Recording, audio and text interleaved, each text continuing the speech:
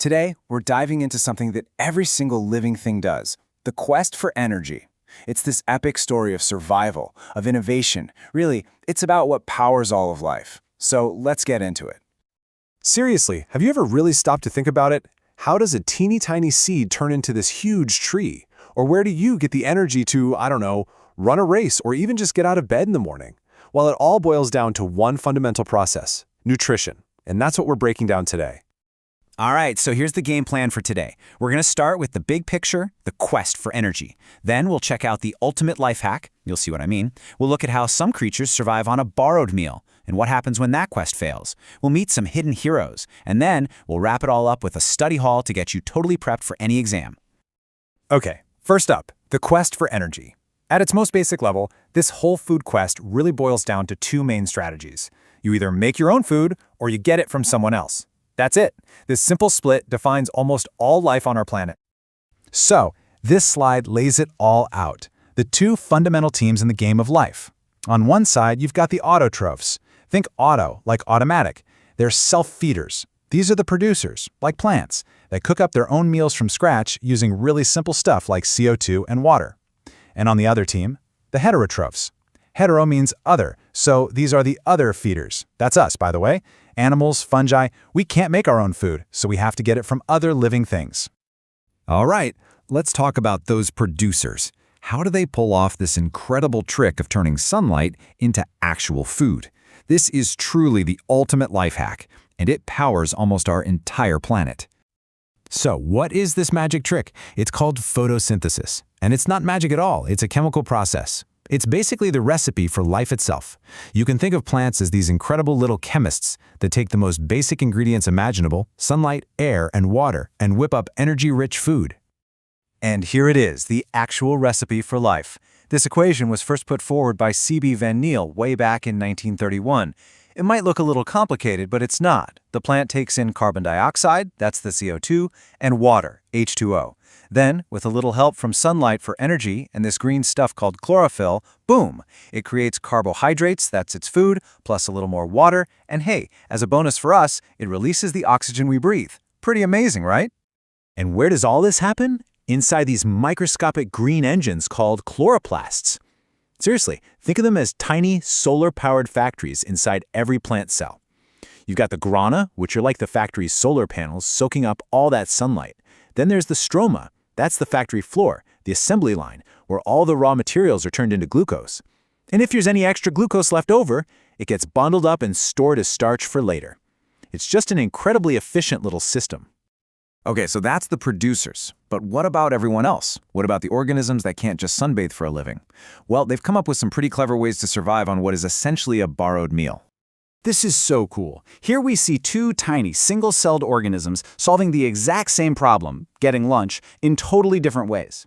The amoeba is like this little hunter. It uses these temporary fingers called pseudopodia to literally reach out, surround its food, and just engulf it. The paramecium, though, is a bit more chill.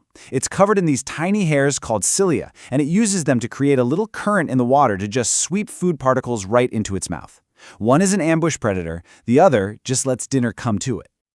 You know, not all heterotrophs hunt or filter feed. Some are just straight-up thieves. Meet the cuscata plant, also known as dodder. This thing is the ultimate freeloader. It has no leaves, it can't do photosynthesis, so what does it do? It winds itself around another plant, a host, and literally plugs into it, sucking out all the nutrients that the poor host plant works so hard to make. It's a total parasite, the thief of the plant world. This whole quest for food, it's a high-stakes game. And when it fails, especially for us humans, the consequences are really serious. Failing to get the right nutrients in the right amounts leads to a condition we call malnutrition. And this is a really important distinction to understand. On one hand, you have kwashiorkor. This is caused specifically by a protein deficiency. Even if you're getting enough calories, without protein, the body's fluid balance gets all out of whack, which leads to things like swelling. On the other hand, there's marasmus. This is when there's a deficiency of both protein and calories. It's total starvation, really, leading to severe wasting of the body. So the key difference is what's missing: just the protein or pretty much everything. Okay, beyond the big stuff like proteins and calories, our bodies rely on a whole toolkit of what I like to call hidden heroes. They're essential for everything to run smoothly. We call them vitamins. This table just gives you a snapshot of a few of these essential micronutrients and the serious problems that pop up when we don't get enough of them. Take vitamin A. Without it, you get night blindness. Vitamin D is crucial for building strong bones. A lack of it causes rickets. And vitamin C? That's what helps your wounds heal properly. It just goes to show you, a balanced diet is about way more than just energy. All right, you followed the entire quest, from photosynthesis to parasites. Now it's time to put that knowledge to the test and get you ready for your exams. I'm going to throw some questions up on the screen. Feel free to pause the explainer, take your time, and see how you do. Okay, first up, some assertion-reason questions. For each one, you've got two statements, an assertion, or A, and a reason, R. Your job is to figure out if they're both true, and if they are, is R the correct explanation for A? Go ahead and pause here to work through them. All right, let's play doctor for a minute. Read through this case study. Look at the symptoms described: lean and weak, poor muscle development, dry skin.